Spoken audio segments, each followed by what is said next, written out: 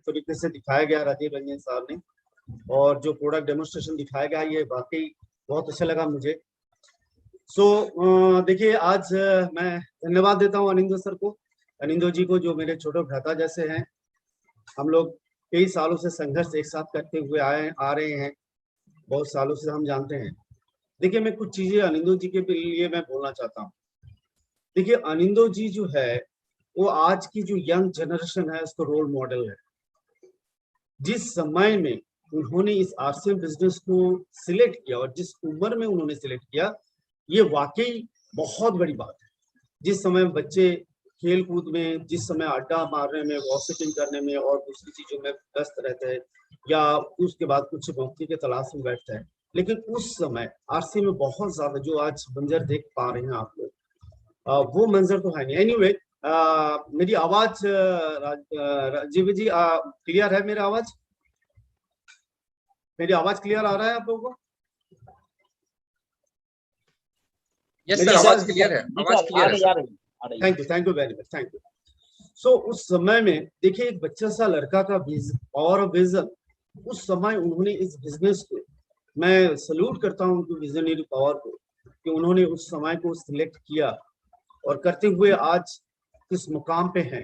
तो ये तमाम यूथ जो अपनी समय को बर्बाद कर रहे हैं, जो समय को मिसयूज कर रहे हैं, मैं उन सभी से कहूंगा कि अनिंदो जी से जरूर सीखना चाहिए कि अपना सेल्फ कैरियर कैसे की जा सकती है, जिंदगी को कितनी बेहतरीन कैसे बनाया जा सकता है। सो अनिंदो जी एक अपने आप में यंग जनरेशन के लिए बहुत बड़ा एग्जाम्पल है। तो दोस्तों पहली बार मैं आपकी सारे टीमों से मिल रहा हूँ। करीब 1 घंटा 20-15 मिनट का मेरा दौर रहेगा। मैं अपना इंट्रोडक्शन देता हूँ। माई सेल्फ प्रदीप सर का, रहने वाला सिलीगुड़ी वेस्ट बंगाल का। मैं इंडियन रेलवे में as a chief ticket inspector काम कर रहा हूँ, पोस्टेड एट सिलीगुड़ी जंक्शन, और करीब 18 साल से इस बिजनेस को सीख रहा हूँ, जी रहा हूँ। दोस्तों देखिए, अगर मैं 30 साल की रेलवे, मेरी 30 इयर्स कंप्लीट हो चुकी है रेलवे की नौकरी में, राइट। सो 30 साल की रेलवे की नौकरी की हाईएस्ट सैलरी की बात करूं तो एक माह का जो हाईएस्ट सैलरी है वो 95,000 है। और अगर मैं आरसीएम की बात करूं, हाईएस्ट इनकम कमीशन की, तो टीडीएस कटने के बाद 3,80,000 रुपया। सो यू कैन इमेजिन, जब लोग सपने देखते हैं नौकरी के, जो नौकरी पाने के लिए पागल की तरफ घूमते रहते हैं, तो वो 30 साल मैंने किया और 30 साल में 95,000 ही मेरी सैलरी हुई है अभी तक। सो ये बहुत ही चैलेंजिंग है हमारे देश में, राइट। जब मेरी बचपन बहुत गरीबी की ओर से गुजरा, 7 साल में मैंने पिताजी को खोया।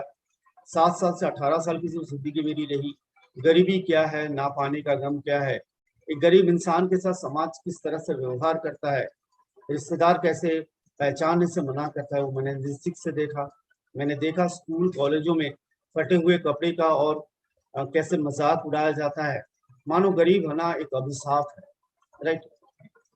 तो माँ सूता काटती थी, उससे पैसा गुजारा होता था। माँ को यही लगता था कि बेटा अगर बड़ा होके नौकरी पाएगा तो हमारे परिवार में खुशियाँ आएगी। मेरी 2 बहनें हैं, तो 2 बहनें का और मैं लेके 4 लोगों की संसार थे, तो बहुत मुश्किल से गुजारा हो रहा था। तो माँ ने सूता काट के मेरी की पढ़ाई करवाई।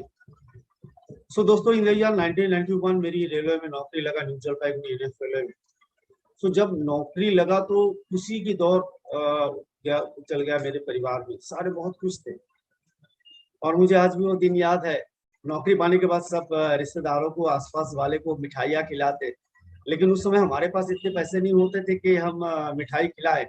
सब बंगाल में चलता है बतासा, वो बतासा बांटा गया था, मुझे याद है आज।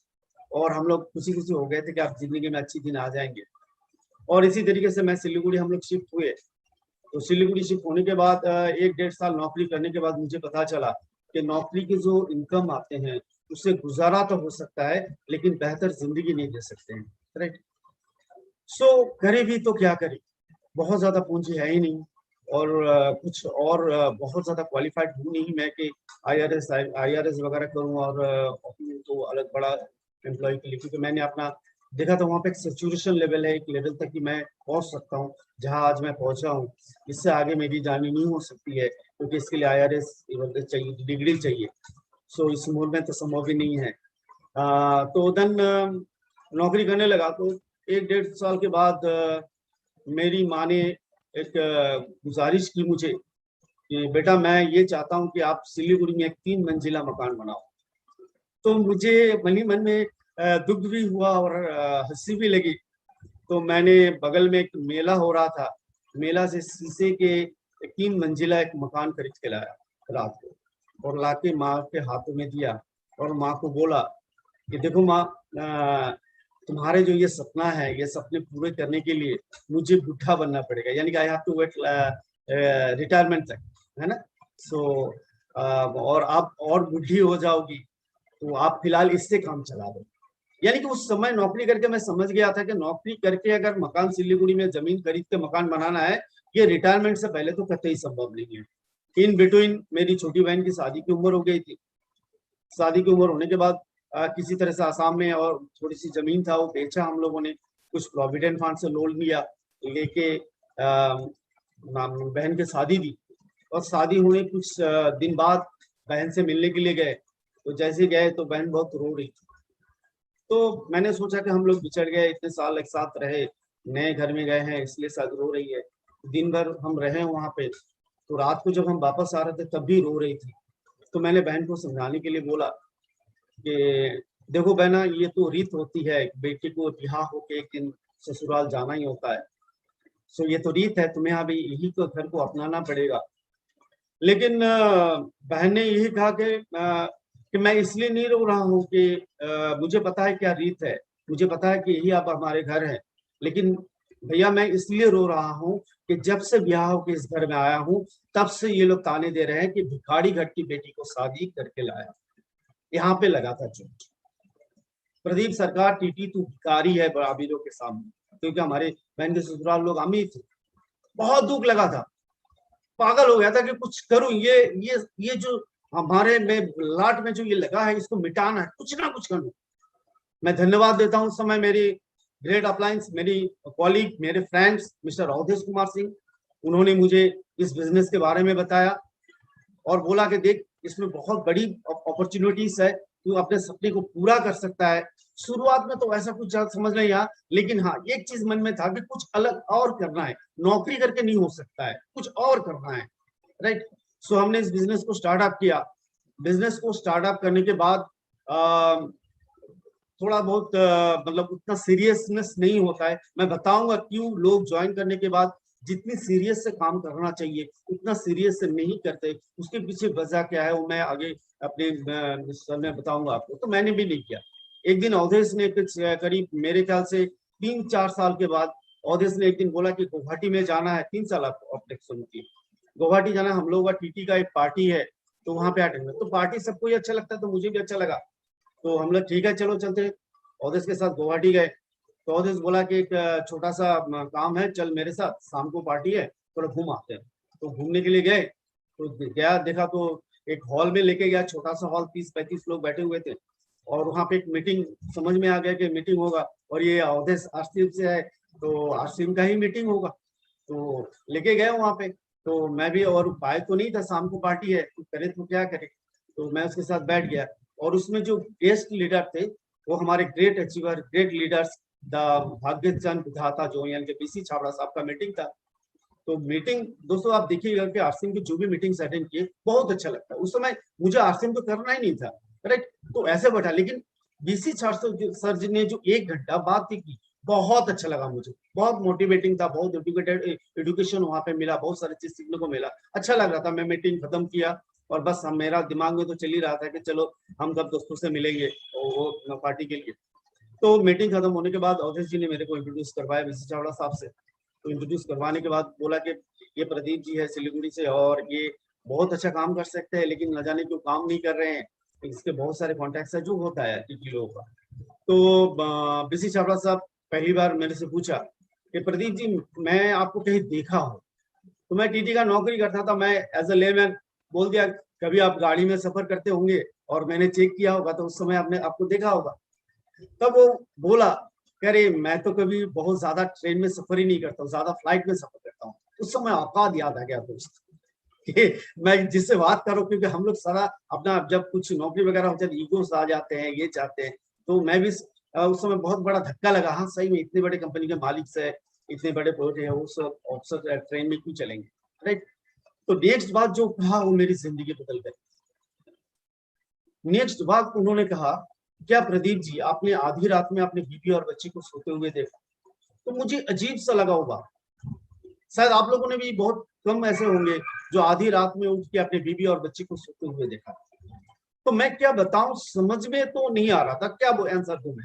उसी वक्त छाबड़ा साहब ने कहा कि देखना, आधी रात में उठ के अपने बीवी और बच्ची को सोते हुए देखना, कितने आराम से सोते हैं, कितने चैन से सोते हैं, क्योंकि उन्हें पता होता है कि उनके भविष्य के लिए, उनके हर जरूरत के लिए आपको एक पल के लिए सोचो कि उस अगवा में आप नहीं हो, तो किसके भरोसे आप इन लोगों को छोड़ के जा रहे हो। दोस्त, इस वॉज द टर्निंग पॉइंट। मेरे को तुम हिला के रख दिया। मैं भूल गया था कि जब पिताजी मेरे को 7 साल में छोड़ के गए थे तो हमारी जिंदगी कैसी थी। मेरी भी छोटा सा उस समय लड़का हो गया था। अगर आज मेरा भी कुछ हो जाता है तो मेरे बच्चे का गुजारा, मेरे बच्चे को वैसा ही लात खाना पड़ेगा, वैसे ही जिंदगी स्पेस करना पड़ेगा जैसा मैंने किया था। That was the turning point. मेरा दिमाग घूम गया, पार्टी दिमाग से चला गया। एक ही दिन में, प्रदीप सरकार तेरे को आरसीएम करना है, यहाँ पे करियर बनाना है, बहुत कुछ करना है, पागल की तरह काम करना है। वहां से निकल के आया। निकाल के आने के बाद पागल का, कभी एक ज्वाइनिंग के लिए असम से, मेघालय से, बिहार से, झारखंड से, छत्तीसगढ़ से, यूपी से, यहाँ तक चंबल की घाटी तक एक एक ज्वाइन के लिए पागल की तरह घूमता रहा। और दोस्तों, आप मेहनत रंग लाती है, हमेशा रंग लाती है। हमारे को रॉयल्टी आई, टेक्निकल आया, रूबी पिन आया। और दोस्त, आज वो दिन है। आज मैं फख्र से मैं अपनी बहन के घर जाता हूँ। आज वो ससुराल वाले को औकात नहीं है कि भिखारी घर का बेटा है। आज सिलीगुड़ी में आके अगर प्रदीप सरकार का घर को देखना है तो यू नहीं, यू उठा के देखना पड़ता है। ये आरसीएम की ताकत है दोस्त। आरसीएम इतनी बड़ी ताकत रखती है, आपकी जिंदगी बदल सकता है। एक जुनून चाहिए इस बिजनेस में कामयाबी के लिए। लेकिन प्रॉब्लम क्या होता है, देखिए आज आप लोगों ने लेटेस्ट इंफॉर्मेशन आपको मिल गया होगा कि आज से कुछ साल पहले इंडिया में नेटवर्क मार्केटिंग का कोई मैंने बेस ही नहीं था, बहुत बहुत कुछ बड़ा नहीं था, एकदम नीचे था स्थिति।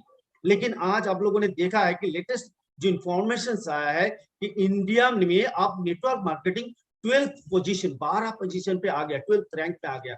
और दोस्त, अगर इसी तरह से हम काम करते रहे, पागल की तरह काम करते रहे, एकजुट होकर काम करते रहे, सिस्टम को फॉलो करते हुए काम करते रहे, वो दिन दूर नहीं है दुनिया में नंबर 1 बिजनेस बनेगा आरसीएम बिजनेस। कोई रोक नहीं सकता इसको, राइट। सो दोस्तों देखिए, मैं थोड़ा सा स्लाइड शेयर कर रहा हूं आप लोगों के साथ।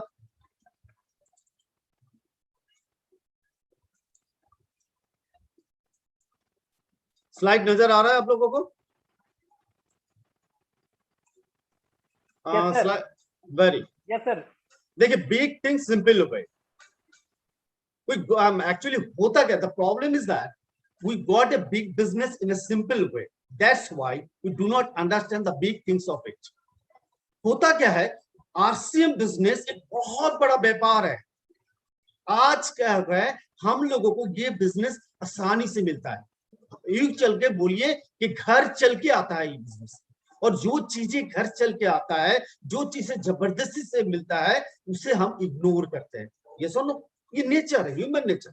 और इसके कारण इसकी जो बड़ा चीज है वो हमें शुरू से आसानी से इसमें नजर नहीं आता है। और इसके लिए जो जितनी डेडिकेशन देनी चाहिए, जितनी सीरियसनेस चाहिए, वो हम देते नहीं है बिजनेस। हमें पता ही नहीं होता है कि हमारे अवचेतन मन में कितना बड़ा व्यापार हमारे घर आ चुका है। हमारे अप्लायंस बताते हैं, सिस्टम बताते हैं, फिर भी न जाने क्यों, क्योंकि हमारा प्रॉब्लम ये है कि हमको ये आसानी से मिल गया। अगर यही बिजनेस हमें 10 साल की पढ़ाई के बाद या कई लाखों रुपया लगाने के बाद मिलता तो हम इसको बहुत सीरियसली करते। लेकिन ना यहाँ पे लागत लगती है, बहुत ज्यादा एजुकेशन बैकग्राउंड की नहीं जरूरत है, आसानी से घर आके चल के मिलता है, इसके लिए हम इसको ज्यादा सीरियसली नहीं लेते। दोस्तों, मैं आप सभी से कहना चाहूंगा, ये बिजनेस अनोखा है, ये आने वाली समय का बिजनेस है। आप यू कांट अंडरस्टैंड क्या भविष्य है आने वाले दिनों में आरसीएम बिजनेस की। मैं बताता हूं, आज सारा भारत में अगर 3000 लीडिंग नेटवर्क मार्केटिंग चल रहा है तो मैं कह सकता हूं कि हमारे मुकाबले में आज कोई कंपनी नहीं है नेटवर्क इंडस्ट्री में। हम बेताज बादशाह है। प्रोडक्ट के बारे में बोलो, रेट के बारे में बोलो, क्वांटिटी के बारे में बात करो, क्वालिटी के बाद में बात करो, डिस्ट्रीब्यूटर कमीशन की बात करो, सारा चीज लेके आज सारा इंडिया ऑब्जर्व कर रहा है इसको, आप लोगों को बढ़ता हुआ देख रहा है।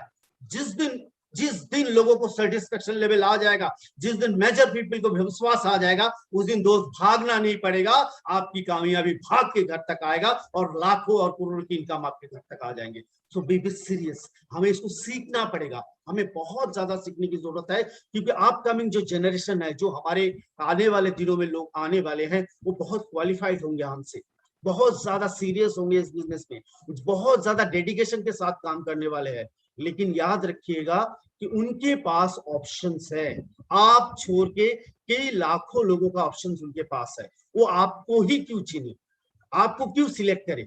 इसके लिए अपनी पात्रता को बढ़ाना, अपनी टीम की पात्रता को बढ़ाना बहुत इंपॉर्टेंट है। So please take it serious. ये बहुत बड़ा व्यापार है जो इस सदी को बदल सकता है, इस देश को बदलने का ताकत रख सकता है, आपकी जिंदगी को बदलने दे सकता है। आज जो अनएम्प्लॉयमेंट है सारा इंडिया में, इसके जो सॉल्यूशन है वो दे सकता है। इतनी बड़ा व्यापार, अभी तो 14-20 साल का ही बच्चा है, इसको जबानी पे आने दीजिए, इसको बड़ा होने दीजिए, उसके बाद देखिए आज बड़े बड़े नेटवर्क मार्केटिंग को देखिए, उनकी जो टर्नओवर्स है वो हमको मोटिवेटेड करता है। लेकिन 250 साल 60 साल की कंपनी है, हमारा तो 20 साल की है। थोड़ा धैर्य रखना पड़ेगा, एक जनरेशन को लड़ाई करना होता है, चैलेंजेस को फेस करना पड़ता है। कमिंग जनरेशन जो होता है वो इसको एंजॉय करता है। हमारे को अभी फख्र महसूस होना चाहिए। जिस समय स्वाधीनता की लड़ाई हो रहा था, बहुत सारे लोगों ने परिवार से बोला, अरे ये स्वाधीनता का आंदोलन करके क्या होगा, तुम्हें जान जाएगी, ये होगा वो होगा, लेकिन वो सर फिरे थे, वो लगे हुए थे। जब देश स्वाधीन हुआ, हम उनको कैसे सैल्यूट करते हैं आपको पता है। जिस दिन इस देश में आरसीएम बिजनेस की पंचम लहराएगा, घर घर में आरसीएम जाएगा, घर घर में आजादी आएगी आर्थिकता का, जो घर घर में लोगों को रोजगार मिलेगा, स्वस्थ मिलेगा, उस दिन आप लोगों को सारा दुनिया सैल्यूट करने के लिए तैयार हो जाएगा। सो आज बहुत सीखना है, बहुत ज्यादा काम करना है, क्योंकि ये दुनिया की तमाम बिजनेस से थोड़ा सा अलग है। सो मैं नेक्स्ट स्लाइड के लिए मैं जाता हूं। देखिए, मैं आप लोग कैसे बिजनेस को लाया जाए, बिजनेस कैसे बढ़ाया जा सकता है, ये सब जानते हैं। लेकिन सबसे बड़ी चीज जो हमारे को जानना है कि इस बिजनेस में सबसे बड़ा चीज है, वो है 4 पिलर और टू मेंटेन सक्सेस। सफलता पाना एक बात है और सफलता में बने रहना उससे भी मुश्किल बात होती है। देखिए, कई बार बहुत लोग मेहनत करके सफलता को तो लेके आते हैं, लेकिन सफलता में बने रहने के लिए ज्यादातर इस नेटवर्क इंडस्ट्री को इस नेटवर्क इंडस्ट्री में सरवाइव होने के लिए, क्योंकि ये टीम बिजनेस है, अकेले का बिजनेस नहीं है। आप यहाँ पे आप कितने अच्छा क्वालिफाइड हो, आपको कितना अच्छा आता है आरसीएम बिजनेस, आप कितना मेहनत कर सकते हो, वो केवल मायने नहीं रखता है आरसीएम बिजनेस में। जब तक आपकी टीम में ऐसे लोग नहीं तैयार होते हैं, जब लोगों को आप निर्माण नहीं कर पाते हो, उनको एजुकेशन नहीं दे सकते हो, तब तक अगर आपकी टीम भी नहीं तैयार होगा तो आप बड़े बिजनेस में बने नहीं रह सकते हो। इसलिए जैसे कोई भी घर होता है, उसके जो बुनियाद होते हैं, जो पिलर्स होते हैं, उसके ऊपर टिका होता है, और सफलता का भी कुछ बुनियाद होते हैं, पिलर्स होते हैं। सो आरसीएम बिजनेस में बने रहने के लिए जो 18 साल की जर्नी का जो प्रैक्टिकल एक्सपीरियंस मुझे हुआ, उसके साथ मैंने ये बनाया, मैंने आपको जो मैंने देखा, ये 4 चीजें बहुत महत्वपूर्ण होता है इस बिजनेस में कामयाबी को बनाए रखने के लिए और आगे बढ़ने के लिए। पहला है रिलेशन, देन है education, then trainings and then environment. So हम इन वर्डों को जानते हैं, हाँ रिलेशन बना के रखना चाहिए, लेकिन हमें ये भी जानना जरूरी है कि how to maintain the relation, why education, why training, why environment, right. So मैं पहला स्लाइड में आता हूं, जस्ट अ मिनट।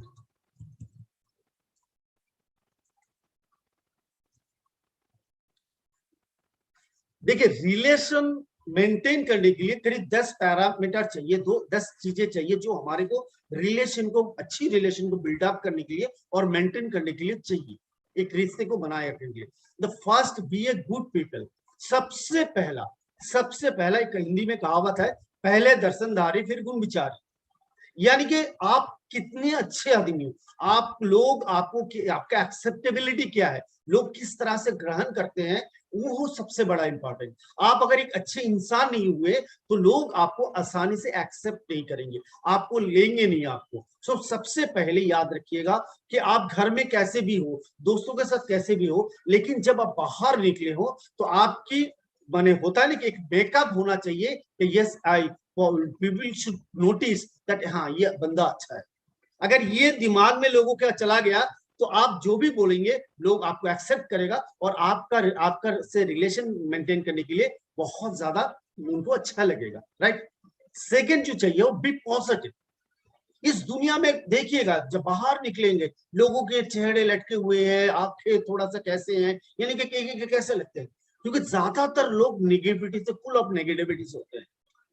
हम आरसीएम वाले को मैं हमेशा याद रखना पड़ेगा कि हर विपरीत स्थितियों में, हर चीजों में, कई बार हमारे कुछ लोग आ जाते हैं, उनकी बातें को अच्छे नहीं लगते हैं, लेकिन हम रिएक्ट कर उठते हैं, नेगेटिव रिएक्ट कर उठते हैं। लेकिन ये बिजनेस में कतई मत कीजिएगा, कतई मत कीजिएगा। वो बच्चे हैं, नहीं सीखे हैं, उनको सिखाने की जरूरत है, हमें उस पेन को लेना पड़ेगा। लेकिन हर वो सिचुएशन, चाहे कम आए तो भी पॉजिटिव, जो ज्यादा है पॉजिटिव, लोग नहीं जुड़ रहे हैं तो भी पॉजिटिव, लोग नहीं जुड़ रहे हैं तो भी पॉजिटिव, मीटिंग अटेंड करने जाना है पॉजिटिव, कुछ भी चैलेंजेस आए याद रखिएगा ये पॉजिटिविटी का डोज आपको हमेशा लेके रखना पड़ेगा कि हमेशा पॉजिटिव, हर एंगल को, हर नेगेटिव एंगल को पॉजिटिविटी में अगर कन्वर्ट पार्ट का आए तो लोग आपको उनकी अगर कमियां को, हमेशा कई बार होता है हम लोगों को लेके चलते हैं, उनकी कमियां जो होते हैं उनको हम नोटिस करते हैं, हम उन कमियों को मजाक उड़ाते हैं। नेवर डू इट इन आपसे बिजनेस।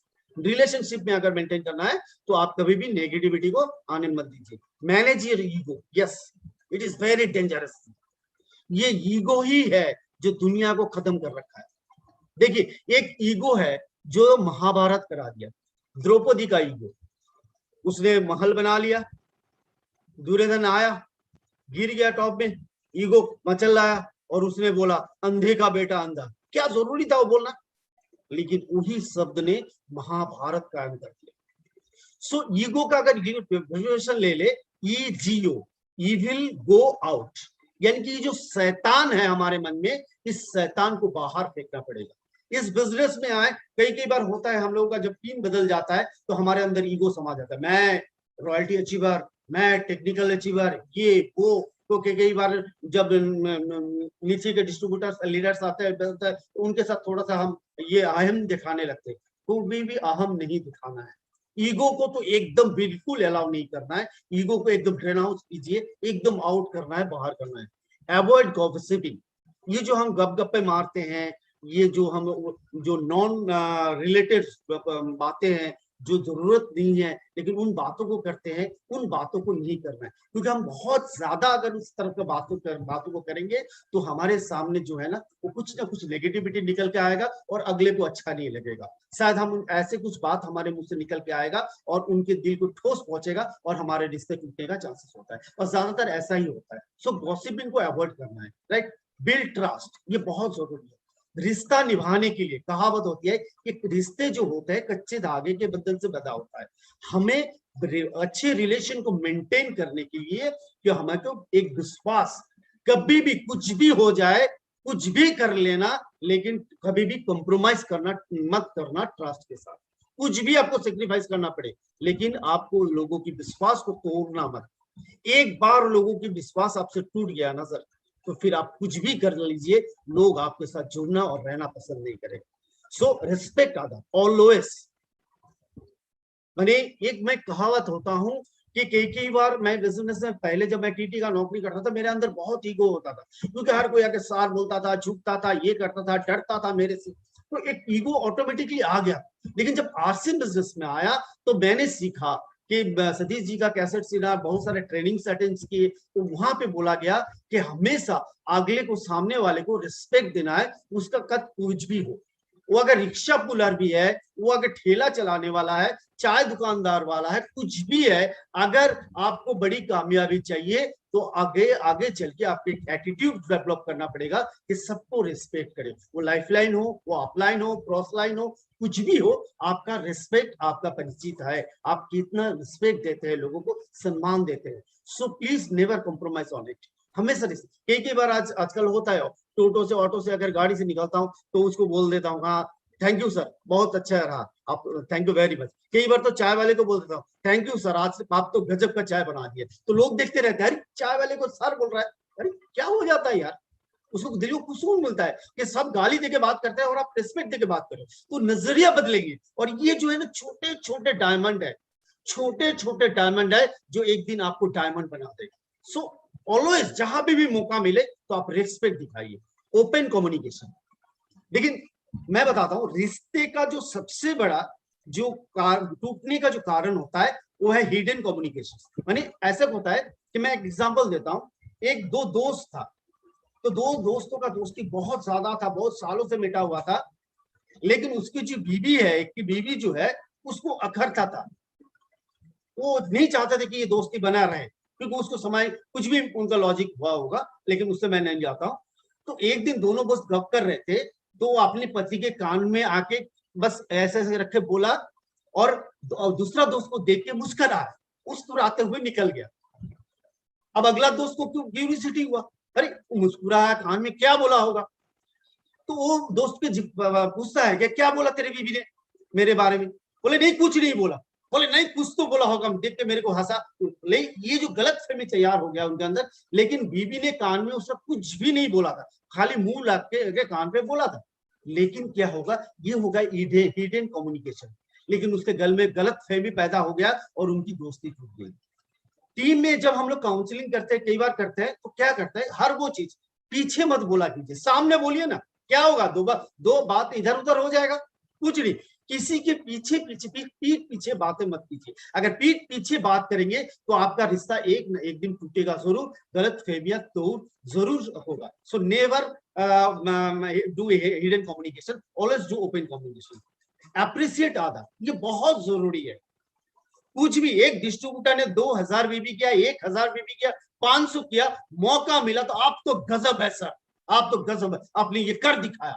आप इस कह के देखना, ये बात ये कह के देखना, उसका मुंह में मुस्कुराहट हो जाएगा, आपके प्रति श्रद्धा आ जाएगा, देखिए मेरा अपलाइन मेरे को प्रोत्साहन दे रहा है, और वो खुश हो जाएगा, वो समाज की सारी लड़ाई को भूल जाएगा, सारे चैलेंजेस को भूल जाएगा, आपकी थोड़ा सा एप्रिसिएशन उसको हाई अप कर देगा और बड़ी काम करने के लिए मजबूर कर देगा। सो प्लीज जब भी मौका मिले लाइफ लाइनों को आप अप्रिशिएट कीजिए, उनको सम्मान, उत्साहित कीजिए हमेशा। लाइक लिसन एक्टिवली, हमेशा कोई भी काम, कोई भी आके आपको बात करता है, कोई भी आके आपसे बात करता है, कोई कुछ कहता है, तो एक्टिवली सुनिए। आप कितने भी बिजी है, आपके पास कितने भी चैलेंज है, आपका मूड नहीं है, सब कुछ ठीक है, लेकिन अगर रिलेशन को बना के रखना है, क्योंकि ये बिजनेस की बुनियादी है रिलेशंस, आपको अगर बड़ा बिजनेस कायम करना है, टीम को बना के रखना है, तो उनको सीरियसली सुनना है, एक्टिवली सुनना है। उनको ये लगना चाहिए कि मेरा अपलाइन मुझे बहुत अच्छा नोटिस कर रहा है, ये फील लेकर जाना चाहिए। अगर हमेशा ये फील आप उनको दे पाए तो हमेशा वो आपके साथ बने रहने की कोशिश करेंगे। लाइक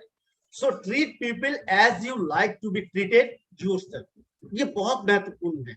कभी भी कोई व्यक्ति के साथ किसी तरीके से बात करे तो याद रखना चाहिए आपको कि आप कैसे चाहते हो। जैसे हमने पुरु को, राजा पुरु को अलेक्जेंडर जब पकड़ के लाया था, तो पुरु से पूछा गया, अलेक्जेंडर ने पूछा कि आप मेरे से कैसे व्यवहार पसंद करते हो, तो पुरु ने जवाब दिया कि महाराज सम्राट, आप एक सम्राट हो, मैं भी एक सम्राट हूँ, एक सम्राट सम्राट के साथ जिस तरह से व्यवहार पेश आता है वैसा चाहिए। आज हो सकता है मैं बंधक हूँ, लेकिन मैं भी एक सम्राट हूँ, और एक सम्राट जैसे सम्राट के साथ व्यवहार करता है तो वैसा ही व्यवहार मैं आपसे चाहता हूँ। सो ये बहुत इंपॉर्टेंट है। हम बड़े पीने अच्छी वर्ष हो गए इसका मतलब नहीं है हम भी आम डिस्ट्रीब्यूटर ही है, आम डिस्ट्रीब्यूटर्स है। हमेशा याद रखिएगा कि हम अपने लाइफलाइन के साथ, अपने अपलाइन के साथ वैसा ही व्यवहार कीजिए, ऐसे ही कीजिए जैसा आप पाना पसंद करते हैं। Thank you. सो ये पैरामीटर्स है रिलेशन के लिए, राइट। ये होपफुल आपको अच्छा लगा होगा। आप लोगों को आगे से रिश्ते को बहुत ज्यादा प्रायोरिटी दीजिएंगे। नेक्स्ट जो है एजुकेशन, शिक्षा क्यों है, मैं उस एजुकेशन की बात नहीं कर रहा हूं, जिस एकेडमिक क्वालिफिकेशन नहीं कह रहा हूँ कि ग्रेजुएशन, मास्टर डिग्री, डिप्लोमास, इसकी बात नहीं कर रहा हूँ। इस बिजनेस में अगर आए हैं तो आपको सीखना पड़ेगा, शिक्षित होना पड़ेगा। धीरू भाई अंबानी क्या कहते हैं कि इस जिंदगी में कामयाब होने के लिए लिखा पढ़ा होना जरूरी नहीं है, लिखते पढ़ते रहना चाहिए। सो एजुकेशन क्यों, शिक्षा क्यों लेना चाहिए? For a happy and stable life, एक अच्छी खुशी हंसी खुशी जिंदगी जीने के लिए और एक अच्छी स्टेबल लाइफ जीने के लिए आपको एजुकेशन लेना चाहिए। दूसरा क्या है? पैसा। पैसा कमाना है, विशेष करके आरसीएम बिजनेस में अगर पैसा कमाना है तो इनकी एजुकेशन को आपको लेना ही पड़ेगा। टाइम टू टाइम हर पल कुछ ना कुछ सिखाता है, हर मीटिंग कुछ ना कुछ सिखाता है, हर ट्रेनिंग कुछ ना कुछ सिखाता है, हर वेबिनार कुछ ना कुछ सिखाता है, राइट। सो हमें सीखने की जो है ना एटीट्यूड को डेवलप करना पड़ेगा, हमेशा सीखते रहना पड़ेगा। और ये इनलेस कोर्स है, इसका कोई खत्म नहीं है, ये जिंदगी भर जब तक आप जीवित रहेंगे तब तक आपको एज अ स्टूडेंट रहना पड़ेगा, राइट। और हर कोई अपलाइन से पूछिएगा वो आज भी स्टूडेंट है और आपको भी बनना पड़ेगा। इक्वलिटी, अगर समानता समाज में बना के रखना है तो आपको एजुकेटेड होना है, नहीं तो लोग आपको नीचा दिखा सकते हैं। आपको अगर बहुत समानता बना के रहना है, लोगों के साथ आंखों से आंख मिला के बात करनी है, तो आपको एजुकेटेड होना जरूरी है। मेक योर सेल्फ डिपेंडेंट, ये बहुत जरूरी है।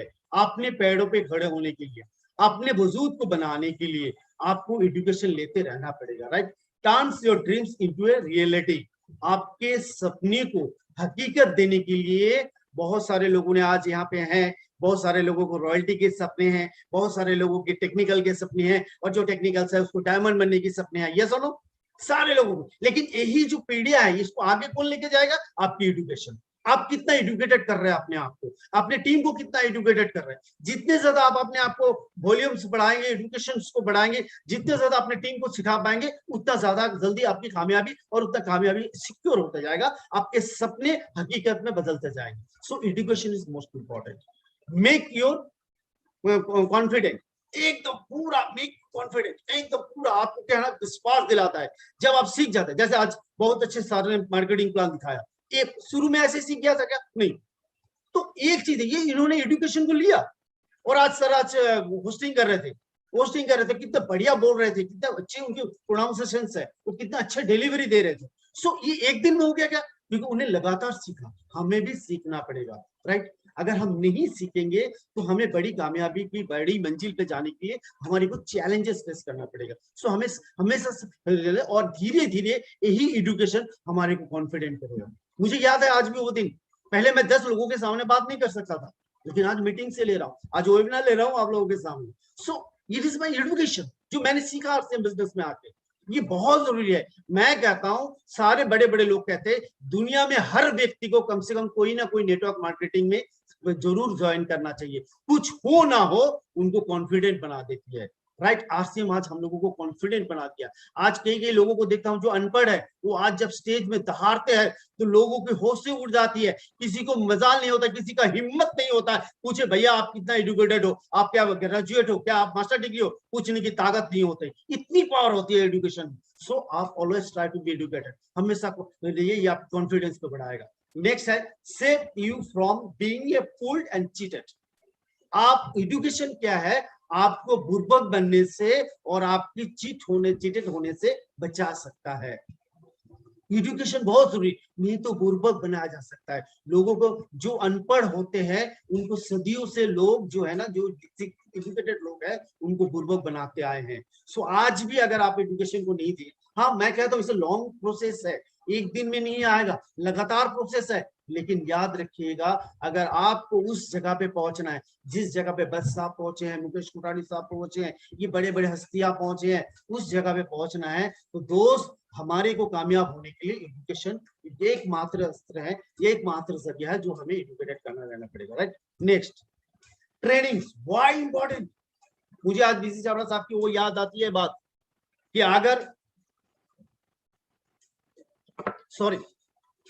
अगर ट्रेनिंगों से आत्मघाती आतंकवादी तैयार किया जा सकता है तो ट्रेनिंगों से एक अच्छे सफल आरसीएम टेक्निकल अचीवर बनाया जा सकता है।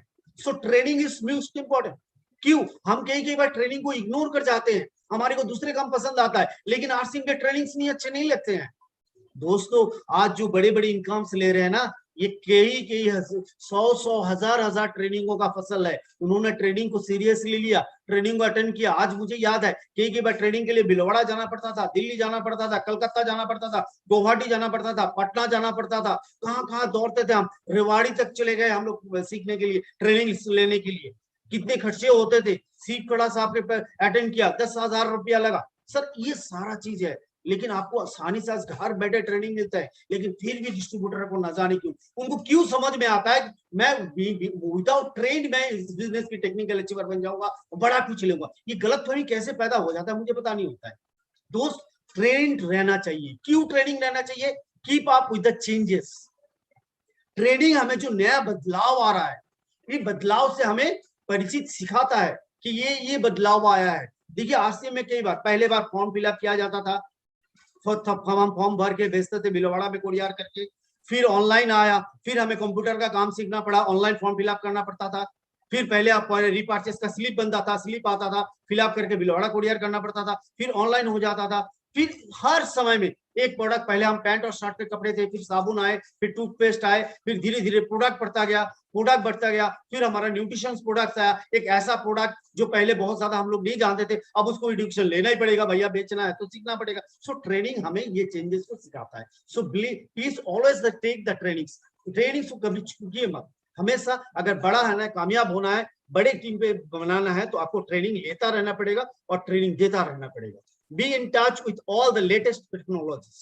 ये ट्रेनिंग क्या करता है, हमारे को जो लेटेस्ट टेक्नोलॉजीज है, ये सारा टेक्नोलॉजी के साथ, जैसे आज देखिए, आज पैंडेमिक सिचुएशन आने के बाद पहले क्या होता है, फिजिकल सेमिनार्स होते थे, फिजिकल ट्रेनिंग्स होते थे, लोग आते थे, हम जाते थे, टिकट काट के वहां पे जाते थे और वहां पे बैठ के हम सीखते थे। लेकिन आज क्या हो गया, अब ऑनलाइन वेबिनार, जब भी वेबिनार आया तो हम सारे लोगों को चैलेंज लगा, अरे भैया जूम में आप कैसे लोड करो, कैसे बात करो। आज भी बहुत सारे लोगों को चैलेंजेस हो रहा है, लेकिन वो लोग अगर प्रॉपरली ट्रेनिंग लेंगे तो आप लोगों के जैसा इजीली आप इस वेबिनार को कांटेक्ट कर सकते हैं और ले सकते हैं। लेकिन आज भी लोग ट्रेनिंग नहीं लेंगे, क्या ये जो टेक्नोलॉजी के बारे में है, ये नया टेक्नोलॉजी है, वो सीख पाएंगे? सो ये ट्रेनिंग जो है वो हमारे को नया टेक्नोलॉजी को, लेटेस्ट टेक्नोलॉजी से परिचित कराता है, जो हमारे करियर के लिए जरूरी है। Stay ahead of competitors. ये जो हमारे बिजनेस में है, हम अकेले खिलाड़ी नहीं है, हमारे कॉम्पिटिटर्स है, हमारे प्रतियोगी है, लाखों हजारों प्रतियोगी है। उनसे अगर आगे जाना है तो हमें लगातार ट्रेनिंग में रहना है। आखिर ऐसा वो क्या कर रहा है, ऐसा क्या चीज कर रहा है, वो क्या सीख रहा है, क्या सिखा रहा है, ये अगर हम लोग इस ट्रेनिंग को नहीं लेंगे तो हम उन कॉम्पिटिटर के साथ चल नहीं पाएंगे, लड़ नहीं पाएंगे, आगे नहीं बढ़ पाएंगे। सो प्लीज जब भी मौका मिलता है ट्रेनिंग लीजिए। Be able to see the weakness and skill gaps.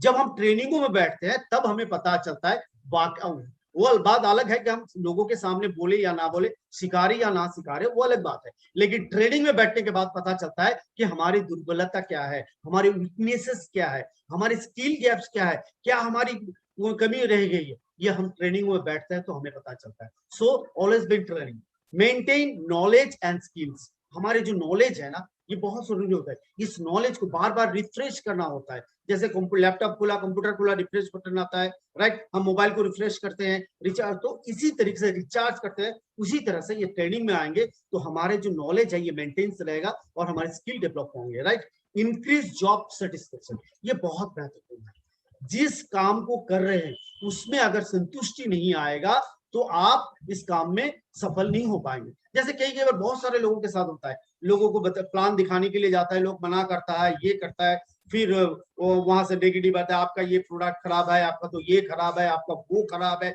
सारे नेगेटिव। इस मार्केट आपको, बाहर का इन्वायरमेंट आपको एकदम पूरा नेगेटिव, फुल ऑफ नेगेटिव कर देता है। आपको फिर रिफ्रेश होने के लिए ट्रेनिंग में आएंगे। फिर जब ट्रेनिंग में आएंगे, ये सारे जो रिफ्रेशनेस आएंगे, आप फिर ताजा हो जाएंगे इस ट्रेनिंग में बैठ के। फिर आप मार्केट में जाएंगे, जो व्यक्ति मना किया था फिर दोबारा उसको प्लान दिखाएंगे, वो यस कर देगा। So this is the return of training. इससे बहुत इंपॉर्टेंट है, अटैक न्यू टैलेंट्स। जितने ज्यादा आप ट्रेंड होंगे उतने नए लोग आपसे प्रभावित होगा, और जितने नए लोग प्रभावित होगा आपको नेटवर्क बड़ा होगा। So please keep in training. आप खुद भी ट्रेनिंग लीजिए और अपने आप को भी ट्रेनिंग दीजिए। नेक्स्ट है इन्वायरमेंट, वातावरण। ये बहुत महत्वपूर्ण है। देखिए हम इनको अनदेखा करते हैं, लेकिन देखिए वातावरण एक ऐसा चीज है जो हमारे सफलता और हमारे ऊपर बहुत बड़ा महत्वपूर्ण रोल अदा करते हैं। जैसे कहावत होती है ना कि ऐसा आम लकड़ी कुछ सालों तक अगर चंदन लकड़ी के साथ रखा जाए तो उसमें भी चंदन की खुशबू आ जाती है। आप संगत किस चीज का कर रहे हैं, ये बहुत महत्वपूर्ण है। आप अगर इस आरसीएम में एक परिवार का आरसीएम की संगत नहीं करेंगे तो आरसीएम की सफलता थोड़ी मिलेगी। आप कर तो आरसीएम है लेकिन संगत दूसरे को और किसी का कर रहे हैं तो आपको आरसीएम में सफलता नहीं मिलेगी। आपको आरसीएम में सफलता चाहिए तो हमेशा आरसीएम की संगत करना पड़ेगा, क्योंकि संगत रंगत को बदलता है। सो ये बहुत इंपॉर्टेंट। दूसरा क्या है चाहिए, इकोनॉमिक जो इन्वायरमेंट है, आर्थिक वातावरण। अब तक हम लोग जो देखे हैं वहां पे परिवार में जो बहुत सारे ज्यादा लोगों का है, हो सकता है सबका नहीं है, लेकिन मेरा जो था वहां पे यही बोला गया है कि अर्थ ही अनर्थ का मूल है। बड़े बड़े पंडित बोलते हैं, बहुत बड़े दिग्गज बोलते हैं अर्थ ही अनर्थ का मूल है, लेकिन वही लोग फिर चंदा लेने के लिए आ जाते हैं। भाई अर्थ की अनर्थ का मूल है तो चंदा क्यों ले रहे हो आप, मत लो यार। अर्थ क्यों ले रहे हो आप, क्योंकि बिना अर्थ को चलेगा नहीं। फिर हम लोग बड़े सपने मत देखा करो, जो बड़े सपनों को देखते हैं वो हकीकत में मारे जाते हैं। अरे क्यों ना देखे बड़े सपने, हमारे नाना जी गरीब थे, पिताजी गरीब थे, और हम भी ओबीडियंट एकदम जनरेशन है, उसको हम बरकरार ही रखेंगे। ये कैसा मेंटेलिटी है, क्योंकि वो इन्वायरमेंट हमें सिखाता है गांव से मत निकलो, ये निकलो, झोपड़ी ठीक है, ज्यादा दौड़धाम नहीं करना चाहिए। जो पैसे के पीछे भागते हैं उसके सपने खराब हो जाते हैं, उनके चैन चले जाते हैं। ये गलत बातें है यार। आज देखो, आज अगर मैं आरसीएम इन्वायरमेंट में नहीं रहता होता क्या, मैं बताता हूँ आपको। आज मेरा बेटा 21 साल का हुआ है, वो इंजीनियरिंग कर रहा है। आप जान के हैरान हो जाओगे, मेरे भाई ने इंजीनियरिंग किया, मामा का लड़का ने फर्स्ट डिवीजन मतलब 90% मार्क्स लेके आया, प्लेसमेंट दिया। कितना नौकरी पता है, सैलरी कितनी है, 15,000 की सैलरी है ना। लाखों खर्चा करके इंजीनियर बनाया, सिविल इंजीनियर, सैलरी कितनी है 15,000। उतना तो हमारे जो ईगल अचीवर कमा लेते हैं, राइट। सो मेरे मामा ने बोला कि तेरे को कुछ नहीं करना है, तू मेरे साथ काम कर। वो अभी आरसीएम कर रहे हैं, इंजीनियर होते। मेरे बेटे को देखिए व्हाट इज द रिजल्ट। अगर मैं इस वातावरण में रहा तो मेरे साथ क्या हुआ। आज मेरा 21 साल का बेटा, आगे चल के उसे नौकरी मिले या ना मिले कोई फर्क नहीं पड़ता। आज मैं रूबी अचीवर हूं तो मेरे एब्सेंस में मेरा बेटा भी रूबी अचीवर्स है, और आगे चल के स्टार डायमंड होगा, कोई रोक ही नहीं सकता। ये वातावरण का स्तर। सो प्लीज हमें ये आर्थिक, आज मैंने नंगे पैर स्कूल स्टार्ट किया, और आज मेरे बेटे ने गाड़ी से फोर व्हीलर से कॉलेज स्कूल स्टार्ट किया। सो ये इन्वायरमेंट मेरे को सिखाया कि बच्चे को पैदल नहीं, गाड़ी में अपनी सुविधा पर रहना। बड़ा सपने देखो, अगर मैं रेलवे का नौकरी का ही इन्वायरमेंट में बना रहा था तो आज भी मैं कॉम्प्रोमाइज का जिंदगी। सैलरी इतनी आई तो बैठ गया, इतना सेविंग्स करना है, इतना ही खर्चा करना है, इतना बचाना है, सब हफ्ता में एक दिन अच्छा खाना है, 6 दिन एवरेज खाना खाना है, ये करना है, वो करना है। कॉम्प्रोमाइज कटलमेंट करता रहता है। और आज मैं कभी भी 5 स्टार में होटल में फैमिली को ले सकता हूँ, कभी भी फ्लाइट में जा सकता हूँ। ये औकात हमारे को इन्वायरमेंट है। So be always in environment with rich people, बड़े लोगों के साथ रहने की पसंद करें। अनिंदो जी, तन्मय जी, ये सारे बड़े बड़े अचीवर्स है, जो भी बड़े टेक्निकल अचीवर्स, उनके संगत में रहना चाहिए। उनकी बॉडी लैंग्वेज को ऑब्जर्व कीजिए, उनकी बात करने के तरीके को सीखिए। एक दिन आप भी तैयार हो जाएंगे, आप भी उनके जैसे फील्ड पे आ जाएंगे। सो ये इन्वायरमेंट का असर होता है।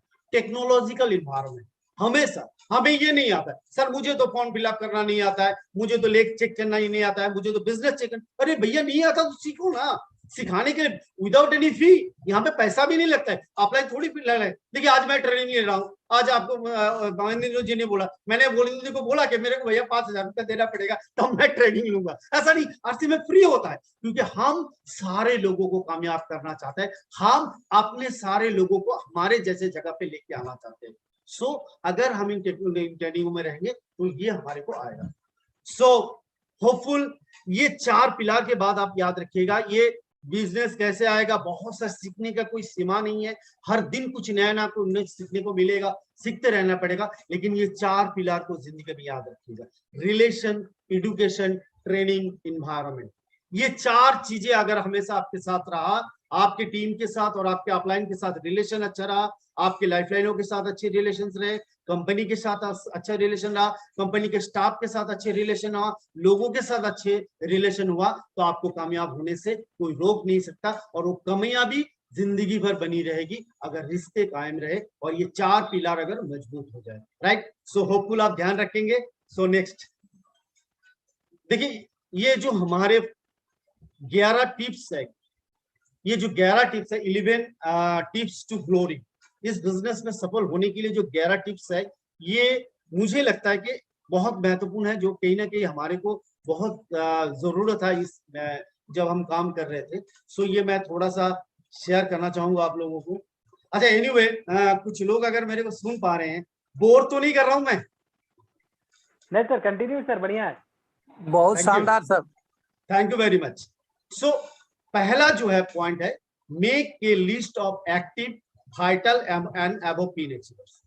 देखिए हम इस बिजनेस में बहुत ज्यादा ट्रेनिंग लेके नहीं आए हैं, लेकिन इस बिजनेस में सफलता बनाए रखने के लिए हमें कुछ ऑफिशियल वर्क करना पड़ता है, रिकॉर्ड मेंटेन करने पड़ती है, खाता मेंटेन करना पड़ता है, डायरी मेंटेन करने पड़ते हैं। बहुत सारे लोगों को मैंने देखा फील्ड वर्क में कि उनको पता ही नहीं होता है कि उनके नीचे कितने वाइटल अचीवर्स है, कितने डायमंड क्लब है, कितने पिन अचीवर्स है, उनकी मंथली परचेजिंग होती है नहीं है, ये सारा चीजों को ध्यान नहीं देते। सर इस रिपोर्ट को अगर हम चेक नहीं करेंगे और मेंटेन नहीं करेंगे तो बड़े जगह पे जाना हमारे लिए बहुत मुश्किल हो जाएगा। आज देखिए, कोई भी ऑफिशियल वर्क कर दीजिए, आज आज अभी इस कोरोना के दौर में आप कोई हेल्थ मिनिस्टर को, जो बड़े बाबू है, उनको जाके पूछिए, सर मेरे को ये बताइए आज तक कितने लोगों को वैक्सीन मिला है। वो पटाख से आपको आकर बता देंगे, एक कंप्यूटर क्लिक करेगा, बताएगा सर इतने इतने लाखों इतने करोड़ वैक्सीन आप डल गए हैं, वेस्ट बंगाल में इतना, बिहार में इतना, झारखंड में इतना, वो बाकी बारी से बता देगा। लेकिन अब हम लोग क्या होता है कि हमारे पास कितने वाइटल अचीवर्स है, कितने डिस्ट्रीब्यूटर्स है, इसका रिकॉर्ड हम लोग मेंटेन नहीं करते। और नतीजा क्या होता है कि समय के साथ साथ ये जो एक्टिव लीडर्स है, या तो वो बिजनेस छोड़ देते हैं, इनएक्टिव हो जाते हैं, और इस बिजनेस में टर्मिनेटेड आईडी का संख्या बढ़ जाता है। देखिए, बिजनेस ऑफ कम्युनिकेशन, ये बात करने का, कम्युनिकेशन करने का, मेंटेन करने का बिजनेस है। अगर मान लीजिए आपके पास लिस्ट ही नहीं रहेगा तो आप भूल जाएंगे कि इनको कॉल करना है, कि आप कॉल किए या नहीं किए। अगर हमारे पास लिस्ट रहेगा तो मेरा एक पॉलिसी, मैं हमेशा अपने लीडरों को बोलता हूँ, 20 कॉल इन अ डे। मैं क्या है, 20 कॉल करना है दिन में, कम से कम 20 कॉल्स करना है रेगुलर। 30 के 30 दिन, 31 के 31 दिन आपको 20 कॉल करता है, 20 कॉल्स आपको करना ही करना है, क्योंकि ये कम्युनिकेशन का बिजनेस है और कम्युनिकेशन से ही लोग टिके रहते हैं। राइट, सो आप पहले क्या है ना कि आंकड़ा बनाइए, तो टिक मारते जाइए, हाँ आज मैंने इसको, इन लोगों को टचअप किया कि सर आपने खरीदारी किया कि नहीं, आज क्यों खरीदारी नहीं हुआ, क्या चैलेंजेस आ रहा है। सो उनसे बातचीत कीजिए। जितने ज्यादा आप कम्युनिकेटेड रहेंगे वो उतना ज्यादा एक्टिव रहेगा। हम कम्युनिकेशन को फेल कर देते हैं, डिटच कर देते हैं, इसलिए हमारे आईडीज जो है टर्मिनेट होता है और लीडर इनएक्टिव हो जाते हैं। अगर लगातार हम उसको कम्युनिकेट करते रहेंगे तो रहेगा, लेकिन वो तभी होगा जब हम मेंटेन करेंगे। Make a list of leaders whose business has gone out of town, ये बहुत जरूरी है। देखिए, मैं बंगाल से हूँ, सिलीगुड़ी से हूँ, आज मेरा बिजनेस बिहार में है, झारखंड है, छत्तीसगढ़ है। ये कैसे हुआ? क्योंकि जब भी हमारे कोई ना कोई डिस्ट्रीब्यूटर बिहार लेके गया, कोई डिस्ट्रीब्यूटर आसाम लेके गया, तो इनकी जो आप हर महीने में आप ज्वाइनिंग को चेक कीजिए। आपके बिजनेस अगर एक जगह पे ही है, एक ही मोहल्ले में है, एक ही स्टेट में है, तो आपको 29 स्टेट ऑप्शंस है। आपको बड़ा बिजनेस करना का, बच्चा आपकी बिजनेस को स्टार्ट कीजिए, 29 स्टेट में है। अवधेश जी का चेक कीजिए, करीब 18-19 स्टेटों में है। हर बड़े लीडरों का बिजनेस जो है ना, सारे स्टेटों में फैला हुआ है। क्या आपका बिजनेस सारे स्टेटों में फैला हुआ है? अगर वो कहावत होती है ना, जितनी ज्यादा जमीन उतनी ज्यादा फसल, हमें जमीन को बड़ा करना है। और जमीन बड़ा करने के लिए हर महीने में आपको उन लीडरों से लिस्ट लेना है जिनका बिजनेस आउट ऑफ टाउन गया है। देखो दोस्त, मैं एक चीज कहता हूं, घर की मिट्टी रोटी दे सकती है, समृद्धि नहीं। आप घर में बैठ के आरसीएम में बड़ा कामयाबी चाहते हैं तो कतई आपको नहीं मिलेगा। ये घर छोड़ने का बिजनेस है। मैंने अब एक बार अवधेश जी से मैंने पूछा था, मेरा टेक्निकल नहीं आ रहा था, तो अवधेश जी मेरा टेक्निकल ले आ रहा है, मैं मेहनत कर रहा हूँ, क्यों हो रहा है? तो अवधेश जी ने हंस के एक बात किया था कि प्रदीप जी टेक्निकल चाहिए, बोला इसलिए तो आया हूँ सर, बताइए हमको। तो उसने, अवधेश जी ने कहा था कि 50 किलो का बैग और 25 दिन घर से बाहर। 50 किलो का बैग अगर 25 दिन घर से बाहर आए गए तो आपका टेक्निकल आ जाएगा, बाकी आ गया।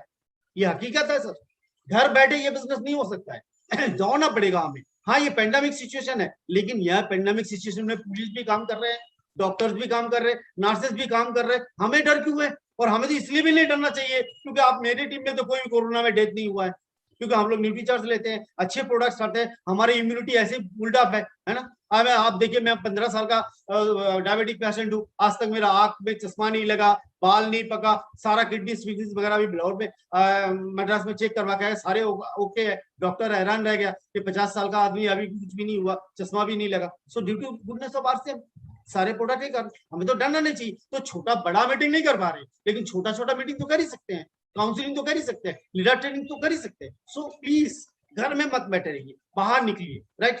Make a list of PUC display wall in your team and note और the sale report of monthly. केवल कितने पीयूसी आपके नीचे है, कितने डिस्प्ले वॉल खेले हैं, ये सारा का रिकॉर्ड आपके पास होना चाहिए। आप में वो सारा ऐसा रिकॉर्ड केवल नहीं रहना चाहिए, कौन सा पीयूसी का सेल कितना गया, कौन सा डिस्प्ले वॉल का सेल कितना गया, इसको रिकॉर्ड भी आपको लेना पड़ेगा। इससे फायदा क्या होगा? मान लीजिए कोई डिस्प्ले वॉल का जो है उसको सेल कम हो गया पिछले महीने से, आप उनसे पूछिए कि सर आपका सेल कम क्यों हो गया, तो बताएगा सर देखिए ना, हम वो पीयूसी में जाते हैं, वो प्रोडक्ट ही नहीं देते। तो आपको पता चले, अरे प्रोडक्ट से क्या करेंगे, आपका शिक्षण बताएगा पीयूसी वाले से बात करो। तो जब तक आप कम्युनिकेट नहीं करेंगे, आपको डिस्प्यूट कैसे पता चलेगा? और रिकॉर्ड ही मेंटेन नहीं करेगा तो पता कैसे चलेगा कि उसका डिस्प्ले पावर बंद हो रहा है या खुल रहा है? पता ही नहीं चलेगा। सो ऑलवेज रिकॉर्ड को मेंटेन कीजिए, right. Arrange meeting, training program in all your business area. ये लगातार आपको हर बिजनेस एरिया में ये सारा events is most important. Events is most important, मैं बता रहा हूँ। कभी अगर दोबारा मौका मिला सारे इवेंट्स के बारे में मैं बात करूंगा आप लोगों से, लेकिन इस बिजनेस में सफलता पाने के लिए इवेंट जो होता है, जो ये मीटिंग्स होते हैं, सेमिनार्स होते हैं, ट्रेनिंग होता है, इनका सबसे बड़ा रोल होता है, राइट। सो अपने हर बिजनेस एरिया में हर महीने में एक इवेंट हो, इसकी कोशिश आपको हमेशा करते रहना पड़ेगा, right. Promote domestic celebration in small business area. शायद ये आप लोगों के लिए नया होगा, what is domestic celebration? Domestic celebration मतलब माइक्रो सेलिब्रेशन, छोटा छोटा सेलिब्रेशन। ये वाइटल अचीवर्स प्रोडक्ट करते हैं। उसमें होता क्या है, हर महीने में हमारे नीचे जो वाइटल अचीवर्स है उनके नीचे क्या होता है, कुछ लोग 1000, 2000, 3000 की खरीदारी करते हैं। देखो दोस्त, ये जो हमारी बिजनेस की स्ट्रक्चर को आप चेक करेंगे, बिजनेस की वॉल्यूम को चेक करेंगे, तो आपको पता चलेगा आपका 80% बिजनेस जो होता है ना, वो 1000, 2000, 3000 करने वाले से आता है। लेकिन मजे की क्या बात होता है, हम जो भी इवेंट करते हैं या तो वाइटलों के लिए करते हैं, 5000 वाले के लिए करते हैं, 10,000 वाले के लिए करते हैं, और बड़े बड़े पिन अचीवारों के लिए करते हैं। लेकिन ये जो 1, 2, 3,000 वाले जो है ना, ये छोटे छोटे लोग हमें टर्नओवर देते हैं, हम उनको इग्नोर करते हैं। इसलिए बहुत समय पे देखा जाता है, समय ये लोग डीएक्टिव हो जाता है और छोड़ देते हैं। लेकिन हम घरेलू तरीके से घर में हर महीने में हमारे टीम में जो वाइटल अचीवर्स है उनको मैं गुजारिश करूंगा कि सीनियर लीडर जो है उसको ऑब्जर्व करे, वो घर में उनको आप एक मोहल्ले में अरेंज कीजिए। जो लोग 1000, 2000, 3000 खरीदारी किया, उनको माला पहनाइए, उनको बढ़िया फोटो उठाइए, उनको थोड़ा सा सम्मानित कीजिए। देखिएगा उनमें से जो 3000 खरीदा उसको हो सके तो आरसीएम का गिफ्ट दे दीजिए आप, वो खुश हो जाएगा। और बाकी लोगों को आग अंदर में एक आग लगेगा, कंपटीशन लगेगा, यार अगले साल तो मेरे को भी अगले महीने में 3000 मेरे को भी करना, तो वो आपकी टर्नओवर को बढ़ेगा। ये छोटा सेलिब्रेशन हर महीने में हर एरिया में अगर करेंगे तो आपको बहुत बड़ा बिजनेस टर्नओवर बढ़ेगा और वो एक्टिव रहेंगे। Take a target to grow business by 25% every month. एक प्लानिंग होनी चाहिए आपकी कि मुझे कम से कम लास्ट महीने की क्लोजिंग से 25% बिजनेस बढ़ाना चाहिए। उसके लिए कुछ स्टेप्स है, वो मैं आगे कभी मीटिंग्स होगा तो मैं आपको बताऊंगा। बेसिक कुछ स्टेप्स है जिससे कारण अगर हम पहला तो ये रिकॉर्ड आपके पास होना चाहिए कि कहां से क्या कितना बिजनेस आया, फिर कुछ स्टेप्स है उसको अगर करेंगे तो हम 25% की ग्रोथ को हम मेंटेन कर सकते हैं, right. Increase your diamond club member every month, it is most important. Diamond club हमारे बिजनेस की बुनियाद है, यही हमारे जो है ना ये सिक्योरिटी है, you can say is a security. और डायमंड क्लब को बहुत बढ़िया से आपको समझाना है। देखिए डायमंड क्लब मुश्किल नहीं है, हम मुश्किल है, हम उनको समझाते गए। अभी अब डायमंड क्लब बताने से क्या लोगों को लगता क्या है कि 10,000 का 10,000 डीपी प्राइस का प्रोडक्ट खरीदना पड़ेगा। खरीदना पड़ेगा। जैसे ही उसके दिमाग में ये बात आ जाता है कि 10,000 का प्रोडक्ट खरीदना पड़ेगा, तो उसके लिए मुश्किल हो जाता है। लेकिन आप उसको ऐसे बोलिए कि सर एक चीज देखिए, आपको 10,000 का प्रोडक्ट खरीदना नहीं है, कुछ आप कस्टमर बेस तैयार कीजिए, 10,000 का सामान बेचना है आप। और ये मुश्किल नहीं है, खरीदना मुश्किल है, बेचना आसान है। खरीदना मुश्किल है, बेचना आसान है। इसलिए आसान है क्योंकि हमारे कुछ रिश्तेदार होते हैं, कुछ दोस्त होते हैं, जिनको हम आसानी से, अगर मान लीजिए 5-6 रिश्तेदार हम बना लिए, 5 रिश्तेदार बना लिए, 1,000 का भी हम टारगेट लेते हैं, तो ये मुश्किल है क्या? मुश्किल बिल्कुल नहीं है। लेकिन हम खरीदने की बात करते हैं तो हमारे लिए मुश्किल हो जाता है। देखो 1,000, और जो रिश्तेदार मेरे कहने से 1,000 की सामान मेरे से नहीं ले सकता है, तो हमें सोचना पड़ेगा क्या वाकई वो शुभचिंतक रिश्तेदार हमारा है? क्या वो वाकई हमारा भला चाहता है? मैं उनको भला करना चाहता हूँ, वो मेरा भला नहीं सुनना चाहता है, तो भैया वो तो हमारे रिश्तेदार हो ही नहीं सकते। वो कहा होता है ना, आपसे पर अच्छा, पर से जंगल अच्छा। वैसे रिश्तेदारों का क्या चाहिए जो हमारे बातों से 1,000 का सामान नहीं लगता है, बगल वाला दुकानदार को इतना प्यार करता है जो कुछ भी नहीं देता है ना? हम तो अच्छे सेहत देते हैं, अच्छे प्रोडक्ट देते हैं भैया। सो प्लीज आप खरीदने की सोच से मत कीजिए, बेचने की सोच बनाइए, तो डायमंड क्लब आपका आसान है। और यही डायमंड क्लब के, उस दिन मैं एक लीडर से बात कर रहा था, उन्होंने कहा कि सर आज 2 तारीख है और मेरा बिजनेस ऑलरेडी 30 लाख का हो चुका है। You know, this is the power of diamond club. So diamond club mandated, और ये क्या है ना, देखने दिखाने का बिजनेस है। आप सभी का व्हाट्सएप ग्रुप होगा, 1 तारीख को डायमंड क्लब कीजिए, अपना फोटो लगाइए, डायमंड क्लब को पोस्ट कर दीजिए, I have completed diamond club. क्या आपने किया क्या? देखिए ये कुछ महीना चलेगा तो देखिएगा डायमंड क्लब का लगातार संख्या बढ़ता जाएगा, राइट? सो कुछ दिखाना भी पड़ता है ना? ठीक है। Try to open new wonder quick wonder world in your team. ये बहुत जल्दी खुलना चाहिए। ये सारे चीजें हैं जो हमारे बिजनेस को बढ़ाता है, क्योंकि प्रोडक्ट हर एरिया में अवेलेबल होगा तो ही बिजनेस बढ़ेगा। क्योंकि लोगों की मेंटेलिटी है तो घर बैठा सामान चाहना चाहता है, इसीलिए आज फ्लिपकार्ट, अमेजोन, ये लोग बहुत बड़ा बिजनेस कर रहे हैं, है ना? सो हमें भी कोशिश करनी चाहिए कि ऐसा ना हो कि एक डिस्ट्रीब्यूटर, उसको अगर 10 किलोमीटर जाके प्रोडक्ट लाना पड़ेगा, मैं गारंटी के साथ कह सकता हूँ वो क्विट कर जाएगा कुछ दिन बाद, राइट? सो हमें कोशिश करना पड़ेगा कि हर महल्ले में या तो डिस्प्ले वॉल खुले, या तो वंडर क्विक खुले, या तो वंडर वॉल खुले, right? Plan for a night stay program in every out of town business area. Point to be noted, हम लोग क्या करते हैं कि आउट ऑफ स्टेशन जाते हैं ना, तो आप उस रात को उनके साथ रहा कीजिए। एक कहावत होता है, 7 रात बाद रिश्ते को मजबूत बनाता है। और बहुत हमारे बिजनेस की लैंग्वेज में देखे तो बहुत कुछ सिखाते हैं। अब मान लीजिए एक बंदा 50 किलोमीटर दूर में कुछ लोगों से, लीडरों से मिलने के लिए गया। अब सुबह गया, 11 बजे पहुंचा, फिर उसको 4 बजे वापस आना है, क्योंकि उसको घर भी वापस आना है। तो वो मेंटेलिटी क्या रहेगा, वो जाएगा, वो अपना ड्यूटी निभाएगा और चला आएगा। लेकिन उस दिन वहां उस लीडरों के साथ रह गया तो उसको लंबा समय मिलेगा, क्योंकि इस आरसीए में सर इतने से किसी का यहाँ पे 15 साल होगा, 18 साल होगा, किसी का 5 साल होगा, 6 साल होगा। 6 सालों ने बहुत कुछ आप लोगों ने सीखा, और ये बहुत कुछ घंटों में आप नहीं बस सिखा सकते हो।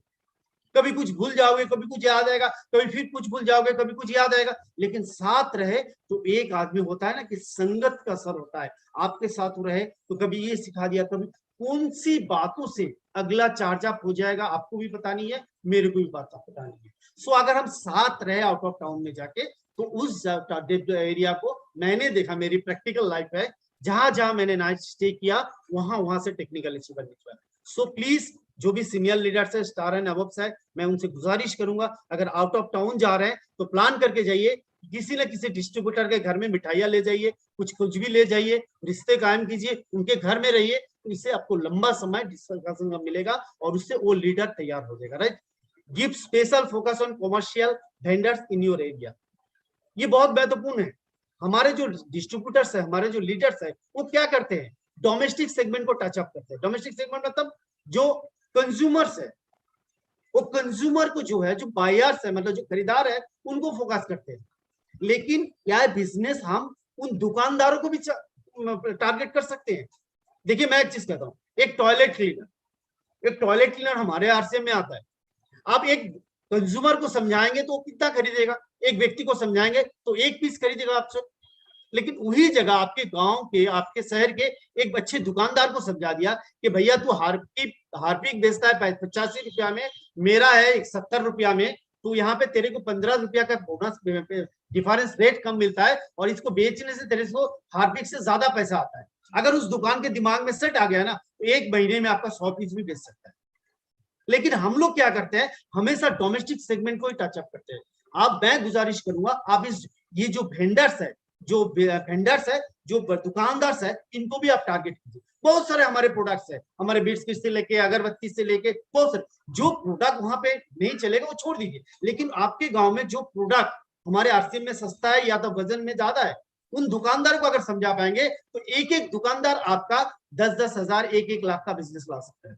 राइट, सो ये बहुत महत्वपूर्ण है कि आप वेंडरों को टचअप कीजिए। Right, build and maintain good relation. ये अगेन मैं कहता हूं, क्योंकि इस बिजनेस में मैंने जो आके सीखा वही है कि रिश्ता बड़ा होता है, वो आपके अपलाइन के साथ हो, आपके लाइफलाइन के साथ हो, आपके क्रॉस लाइन के साथ हो।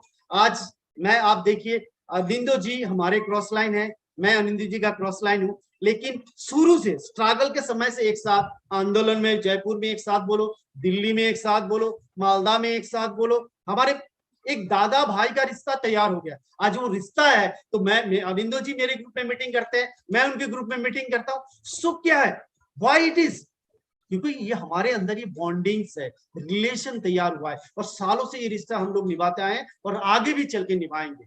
सो relation is the foundation of success. So please, आप बहुत अच्छे टीम से बिलोंग्स करते हैं, आपके जो सीनियर लीडर्स हैं वो बहुत अच्छे हैं। आप तन्मय जी को बताइए, बोलिए, अनिंदो जी की बताइए, ये बहुत अच्छे अच्छे लीडरों के संस्पर्श में आप काम कर रहे हैं। आप लोग सारे कामयाब बने, सारे सफल बने, यही मेरी चाहत है। आपको अगर ये ट्रेनिंग अच्छा लगा होगा तो आप जरूर इसको आपको अनिंदो जी को जरूर बताएंगे, और मेरे से कुछ शब्द अगर गलत निकल गए हैं तो जरूर माफ कर दीजिएगा। मेरा इरादा आप लोगों को दुख पहुंचाना नहीं, मैं आप सभी की कामयाबी चाहता हूं, आप सारे बुलंदी पे पहुंचे। इसी उम्मीद के साथ, इसी आशा के साथ मैं अपनी बातों को विराम देता हूं। जय RCM, all the best, thank you very much. Thank you sir, बहुत बहुत धन्यवाद। और कुछ लोगों के साथ हम बात करेंगे। सर, जो एक इंफॉर्मेशन है कि कल हमारे इसी जूम मीटिंग में जो 7:15 बजे प्रोग्राम होने जा रहा है, एक ऐसे शख्स जो इस बिजनेस के स्टार इमरान है, जो हमेशा मुस्कुराते हैं, जिनके बातों में इतना वजन होता है, मिस्टर मिथिलेश कुमार जी का कल प्रोग्राम है। हमारे ग्रेट अपलाइन मिथिलेश सर का प्रोग्राम है। तो आप लोग अपने टीम की तैयारी करें कल के लिए। और मैं कुछ साथी को, कुछ अपने ग्रेट अपलाइन, कुछ अपने टेक्निकल अचीवर को सर अनम्यूट कर रहा हूं, ताकि आपको वो रिव्यू देंगे कि आज के लोगों को, पार्टिसिपेट को बताएंगे कि क्या आपने जो बताया उनके लिए कितना ये कारगर साबित होगा। हमारे बीच में है वाहिद सर, वाहिद अंसारी सर। बताएं सर, आज का प्रोग्राम आपको कैसा रहा? हमारे बीच में है जी सर, जय आरसीएम सर। बिल्कुल बड़ा ही शानदार लगा सर, और बिल्कुल मैं आपके प्रोग्राम को बड़ा शानदार तरीके से मैं देख रहा था। एक एक पॉइंट को सर मैंने नोट किया है। और प्रदीप सर, बिल्कुल सर, आपने बहुत ही शानदार ट्रेनिंग दे दी है। और यदि इस ट्रेनिंग को, बस मैं एक ही चीज जानता हूँ, यदि उसको सिर्फ खरा उतर जाए उस काम पे करना, तो 100% निश्चित सर जो आप मार्गदर्शन दिए हैं सर, वो निश्चित सफलता मिलेगी sir. Thank you very much sir, thank you. बहुत ही शानदार लगा सर आपका sir program. Thank you, thank you sir. Next over to next है सुन लीजिए सर, सरवन जी। सरवन सर हमारे बीच में है। थैंक यू प्रदीप सर, आपने गजब की सर, आज का जो ट्रेनिंग हुआ वो गजब की हुई सर, और इसके लिए सर आपको बहुत बहुत बधाई सर, बहुत बहुत धन्यवाद की टीम को। आज बहुत बढ़िया सर मोटिवेशनल मिला, जिसमें आपने बताई सफलता के सर 4 पिलर, और उसमें भी 4 पिलर में जो आपने पॉइंट बताए सर, वो 10 पॉइंट है। एजुकेशनल पे 2 पॉइंट थे, रिलेशन पे 10 पॉइंट थे, ट्रेनिंग पे 7 पॉइंट, माहौल के बारे में भी आपने बताया जो 3 पॉइंट थी, साथ में सर बाद में जो 11 टिप्स आपने बताए सर। ये इतनी बातों को अगर लेके हम लोग अगर सर आगे बढ़े तो सर बहुत बड़ी सफलता हमें प्राप्त हो सकती है सर। और आज का प्रोग्राम से मैं सर धन्य हो गया सर, आपको बहुत बहुत बधाई सर एक बार फिर। नमस्कार sir, thank you sir. Sir मैं क्या बोलूं, आपके लिए तो जितना भी कम बोला जाए बहुत कम होगा प्रदीप सर। और बहुत सारे साथी का रिव्यू आया था कि आप लगते नहीं है कि 50 साल के हैं। वाकई में इसमें हमको लगता है न्यूट्रीचार्ज का बहुत बड़ा कमाल Yes, होगा। sir, it is. Yes sir. और सर नेक्स्ट बार आपका समय हमको बहुत जल्दी चाहिए, क्योंकि हमको लगता है कि आज जिस तरह हम लोग कार को सर्विसिंग अलाइनमेंट करने के लिए ले जाते हैं, आज अपने इस बिजनेस में आने के बाद अपना अलाइनमेंट हुआ है सर। हमारे बीच में तन्मय सर ने भी बताया, चैट में बताया कि वाकई में आपका प्रोग्राम बहुत अच्छा रहा। और वाकई में सर आनंद सर बोलते हैं कि जिसके सीने में ये लाल कलर का रूबी का पिन होता है, वाकई में उसकी जिंदगी में 4 चांद आ जाता है। और आपने बताया सर कि रूबी का पिन आने के लिए वाकई में घिसना पड़ता है, और साबित किए सर। और हम लोग भी बन के इस बिजनेस में रूबी, स्टार रूबी तक जाएंगे, ये विश्वास दिलाते हैं। और धन्यवाद सर। ओवर टू सर, आज का प्रोग्राम को एंड किया जाए। Thank you very much, thank you सभी को, आप Thank you, सफल sir. रहे। Thank you.